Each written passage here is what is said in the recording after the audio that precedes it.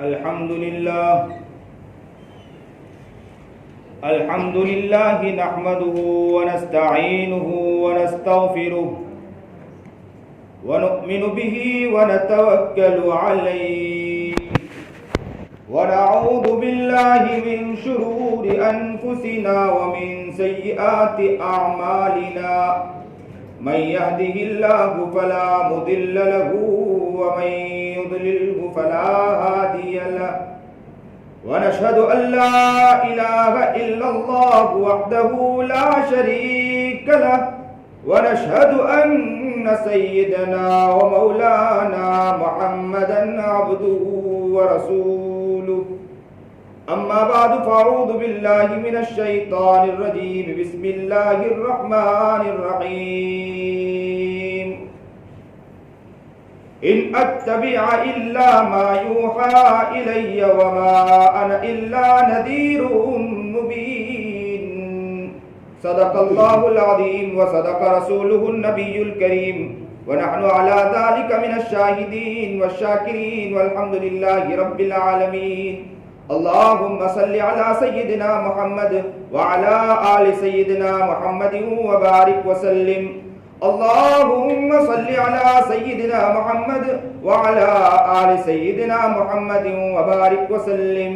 میں درود شریف پڑھ رہا ہوں، آپ بھی ساتھ میں پڑھیں گے. رمضان کا مہینہ ہے، بابرکت مہینہ ہے، فائدہ اٹھانا چاہیے نبی علیہ الصلوۃ والسلام پر درود بھیج کر. اللهم صل على سيدنا محمد وعلى آل سيدنا محمد وبارك وسلم.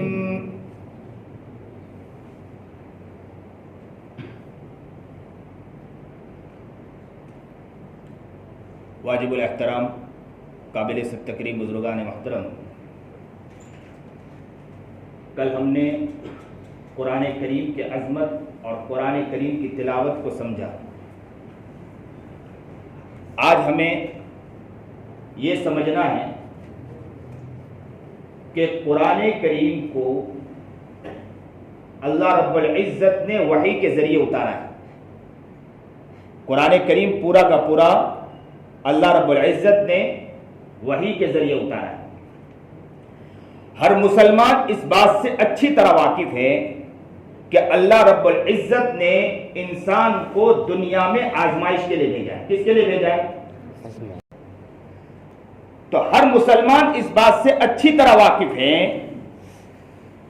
کہ اللہ رب العزت نے انسان کو دنیا میں آزمائش کے لیے بھیجا ہے اور دنیا میں کچھ فرائض اللہ رب العزت نے ہمیں عطا فرمایا ہے، اس ذمہ داری کو عائد کیا ہے. اگر وہ ذمہ داری ہم نے لے لی تو یاد رکھو دنیا کی جتنی چیزیں یہ ہمارے خادم اور غلام ہیں. تو اب ایک بات یاد رکھنا ضروری ہے کہ انسان دنیا میں پیدا ہوا تو دو بات اس کے لیے مشکل ہے. پہلی بات تو یہ ہے کہ دنیا میں جتنی چیزیں پیدا کی گئی ہیں سب کو ٹھیک ٹھیک استعمال کرنا. دوسرے نمبر پر دنیا میں جتنی چیزیں پیدا کی گئی ہے اس کو اللہ رب العزت کے احکام کے مطابق، اس کے طریقہ کار کے مطابق استعمال کرنا تاکہ وہ اللہ اس سے ناراض نہ ہو. یہ دو چیز مشکل ہے. بات سمجھ رہے ہیں؟ دو چیز بہت مشکل ہے، لیکن ان دو چیز کو حاصل کریں کس کے لیے مشکل ہے؟ جو پیدا ہونے والا انسان ہے.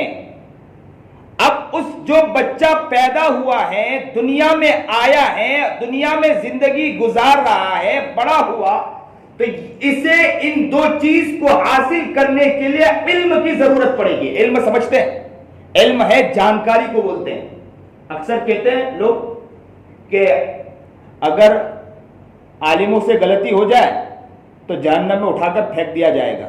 تو میں اکثر کہا کرتا ہوں عالم سے مراد وہ علماء تو ہیں، لیکن اللہ رب العزت کے پاس جب ہر فرد پہنچے گا تو ٹی وی دیکھنا کیا ہے؟ گناہ ہے. آپ عالم ہے کہ نہیں عالم ہے؟ آپ جانتے ہیں کہ ٹی وی دیکھنا گناہ ہے. آپ تو عالم ہو گئے بھائی، جاہل تھوڑی ہے. اللہ کہے گا آپ جاہل نہیں ہیں، آپ تو عالم ہیں. جھوٹ بولنا گناہ، اللہ کہے گا آپ تو جانتے تھے پھر بھی جھوٹ بولتے تھے. غیبت کرنا گناہ، اللہ کہے گا آپ تو جانتے تھے پھر بھی جھوٹ بولتے تھے، اٹھاؤ اسے جہنم میں اٹھا کے پھینکو۔ تو عالم علم جانکاری کو کہتے ہیں، اگر انسان جانتا ہے تو یاد رکھو اس کے اوپر وہ سزا موقوف رہے گی۔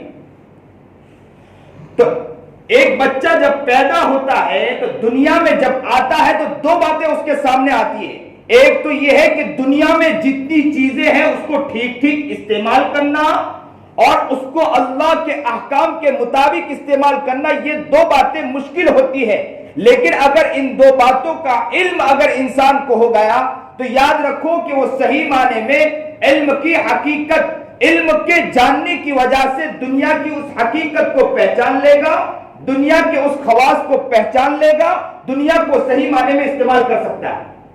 اب علم کو سمجھے کہ انسان جو پیدا ہوا ان کو کتنی جگہ سے علم میسر ہوتا ہے، کتنی جگہوں سے علم ملتا ہے۔ انسان پیدا ہوا، سب سے پہلا جو علم اسے ملتا ہے وہ حواس کے ذریعے ملتا ہے۔ کس کے ذریعے ملتا ہے؟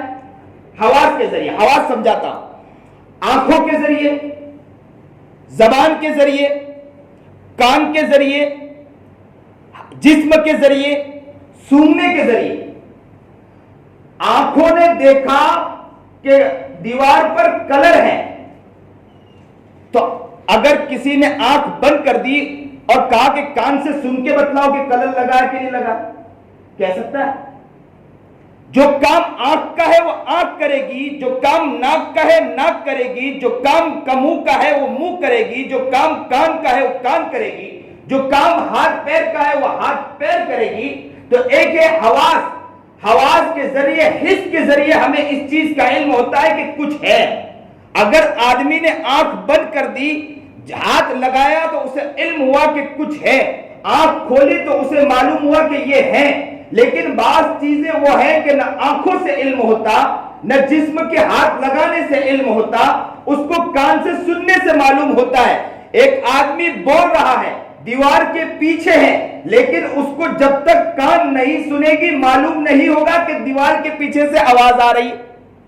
تو یہ کان کا کام ہے، اور ایک کام ہے زبان کا کام ہے کہ انسان جب تک کہ چکھنے کی چیز ہو، اگر اس کو کان سے سننے کے بعد یا آنکھ سے دیکھنے سے اسے علم نہیں ہوگا کہ یہ خراب ہے، جب تک کہ زبان سے اس کو چکھ نہ لے۔ تو پہلا علم جو انسان کو پیدا ہونے کے بعد حاصل ہوتا ہے وہ کس چیز سے حاصل ہوتا ہے؟ حواس کے ذریعے حاصل ہوتا ہے۔ آنکھ سے حاصل ہوتا ہے، کان سے حاصل ہوتا ہے، زبان سے حاصل ہوتا ہے، اور بدن کے عضو سے حاصل ہوتا ہے، اور ناک سے حاصل ہوتا ہے۔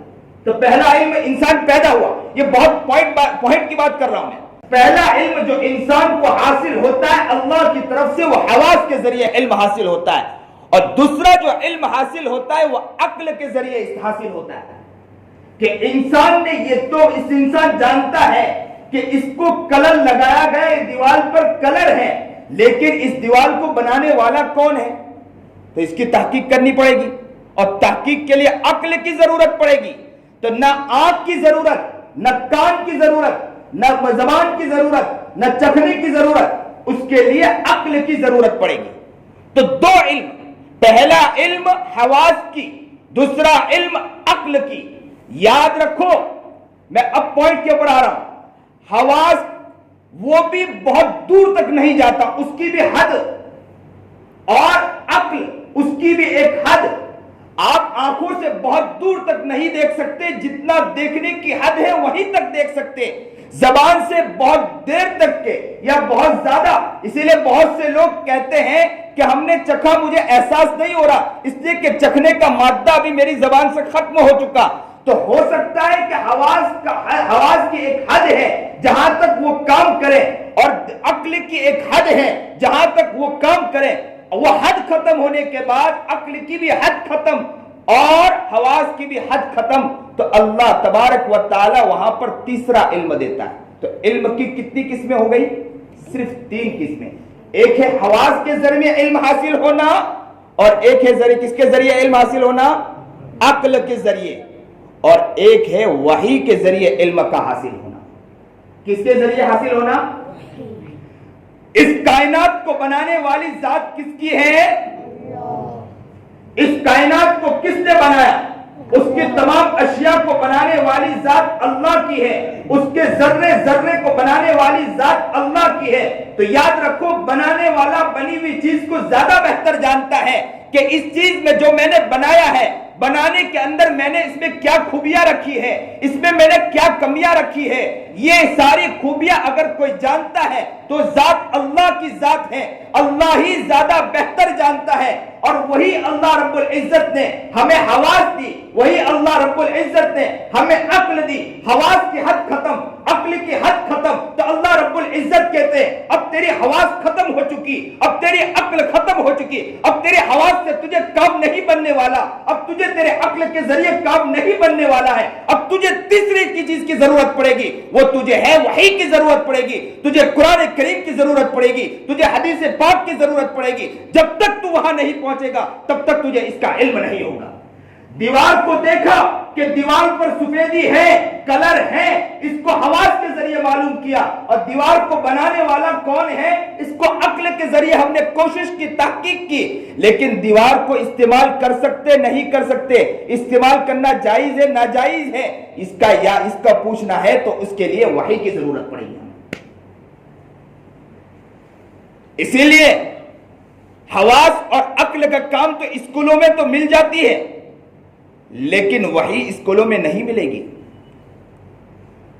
آپ کو پتا کرنا ہے کہ پانی کے اندر کتنا مادہ ہے، پانی کے اندر کتنا جراثیم ہے، پانی کیسا ہے، پانی میں کتنی کثافت ہے، پانی میں برودت ہے کہ نہیں ہے، وہ تحقیقات تو ہم ظاہر کے اعتبار سے تو کر دیں گے، حواس کے اعتبار سے کر دیں گے، عقل کے اعتبار سے کر دیں گے، لیکن اس پانی کو استعمال کر سکتے نہیں کر سکتے، اس کے لیے وحی کی ضرورت پڑے گی ہمیں۔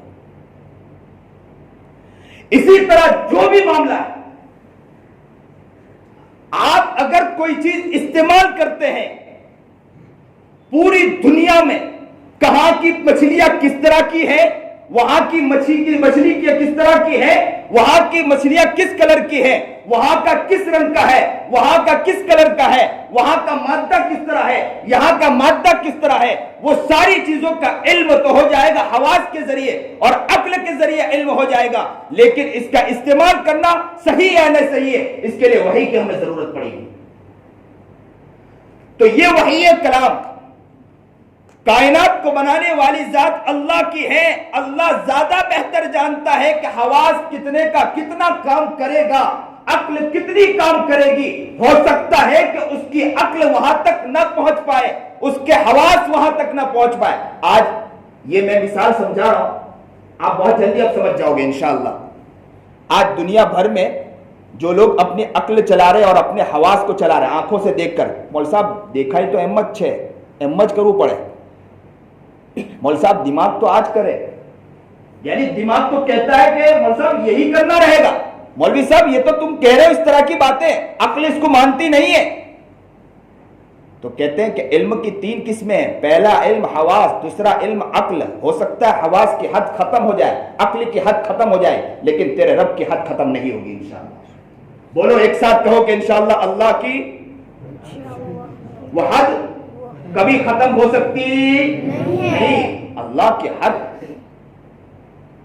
اللہ زیادہ بہتر جانتا ہے کہ دنیا اللہ نے بنایا، ایک کمپنی بنانے والا کمپنی کی چیزوں کو زیادہ بہتر جانتا ہے، کائنات کا بنانے والا کائنات کی چیزوں کو نہیں جانتا، ایسا ہو ہی نہیں سکتا۔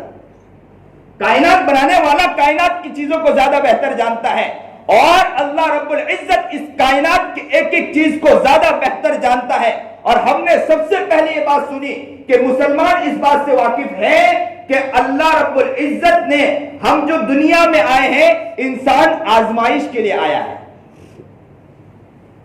آرام کے لیے نہیں آیا ہے، آزمائش کے لیے آیا ہے۔ تو جب آزمائش کے لیے آیا ہے تو اللہ رب العزت نے بتلا دیا کہ کن چیزوں کو استعمال کرنا ہے، کن چیزوں کو استعمال نہیں کرنا ہے۔ ان چیزوں کو استعمال کرنے سے جنت ملے گی، ان چیزوں کے استعمال کرنے سے جہنم ملے گی۔ اگر انسان صحیح رخ پر چل کر گیا تو وہ انسان کامیاب ہے۔ تو اسے کہتے ہیں وحی۔ تو قرآن کریم کو اللہ رب العزت نے کس کے ذریعے اتارا؟ وحی کے ذریعے اتارا۔ اب قرآن کریم جو وحی کے ذریعے اترا ہے، وحی کی یہاں سے دو قسمیں ہوتی ہیں، ایک ہے وحی جلی جس کو وحی مطلوع کہتے ہیں، اور ایک ہے وحی خفی جس کو وحی غیر مطلوع کہتے ہیں۔ اس کو بھی سمجھاتا ہوں۔ وحی مطلوع اسے کہا جاتا ہے کہ جبرائیل علیہ السلام نے اللہ رب العزت سے اللہ رب العزت کی براہ راست الفاظ کو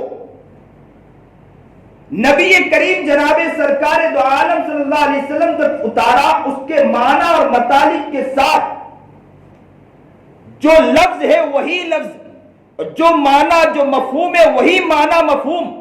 ایسا نہیں کہ اللہ نے کہا کچھ، جبرائیل نے آ کر کہا کچھ، الفاظ بدلے نہیں۔ ہو سکتا ہے ایک صاحب ہے، میں نے ان سے کہا کہ بھائی باہر جاؤ، وہاں یہ کام کر کے آنا، تو باہر وہ شخص جا کر کسی نے پوچھا کہ کیا ہوا، تو الفاظ میں نے کہا تھا باہر جاؤ اور یہ کام کر کے آؤ، لیکن اس نے جا کر کہا کہ مولانا نے ایک کام دیا، بات بدل گئی۔ لفظ کام تو وہی ہے، معنی وہی ہے، مفہوم وہی ہے، غلط نہیں بول رہا ہے، لیکن الفاظ بدل گئے، معنی مفہوم ایک ہی ہے۔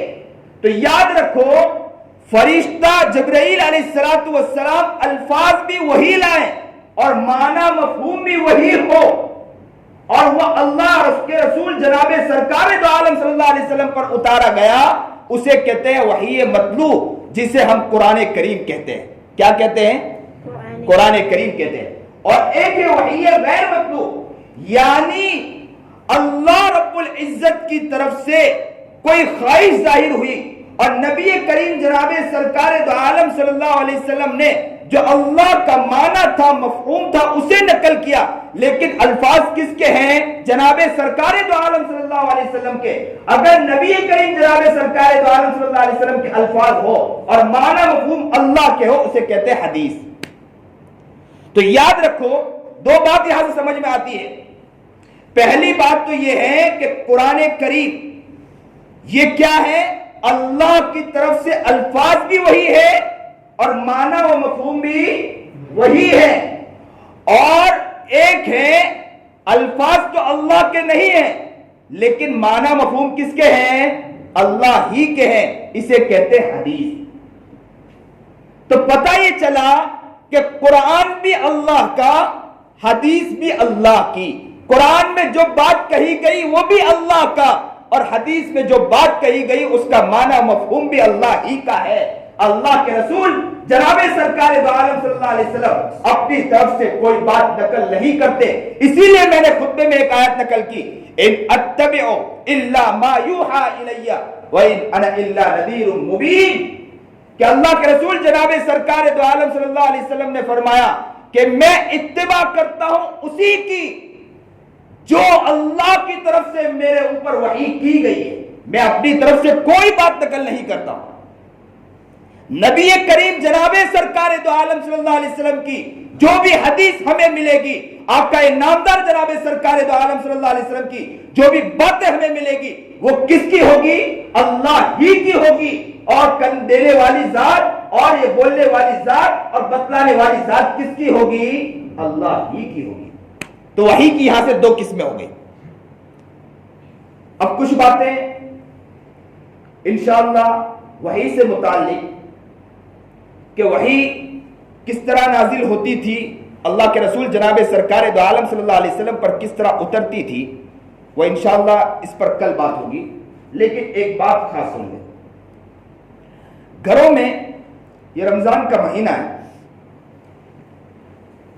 گھروں میں اکثر و بیشتر ماں باپ کوشش کرے کہ اپنے بچوں کو بھی رمضان میں شریک کرے۔ کس طرح؟ صرف روزوں کے ذریعے نہیں، انہیں سکھائے، اعمال سکھائے، کوشش کرے کہ دینی باتیں۔